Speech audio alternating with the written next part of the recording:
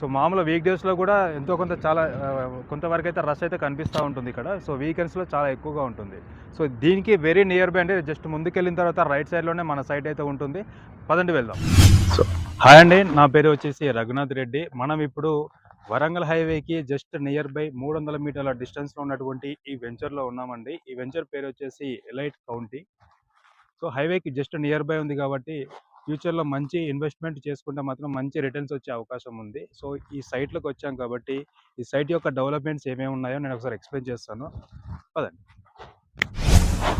So ముందుగా ఈ venture యొక్క డీటెయిల్స్ ఏంటంటే మనకి 4 ఎకర్స్‌లో ఉంటుందండి టోటల్‌గా ఈ సైట్ అయితే. చాలా నీట్‌గా ఎత్తులు, వంపులు లేకుండా చాలా నీట్‌గా ఉంది. మనం చూస్తున్నాము ఇప్పుడు ఈ బౌండరీ వాల్ ఏదైతే ఉందో చుట్టుముట్టు ఉంటుందండి. సైట్ అంతా కూడా వేస్తున్నారు. కాంపౌండ్ వాల్ అనేది మెయిన్ మ్యాండేటరీ కాబట్టి. అండ్ నెక్స్ట్ వచ్చేసి మనకి డ్రైనేజ్ సిస్టమ్ కూడా వీళ్ళు ప్రొవైడ్ చేయడం జరుగుతుంది.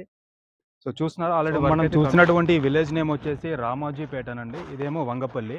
సో బార్డర్‌లో ఒక విలేజ్ అయితే మనకు ఆనుకొని మీకు చూస్తున్నారు.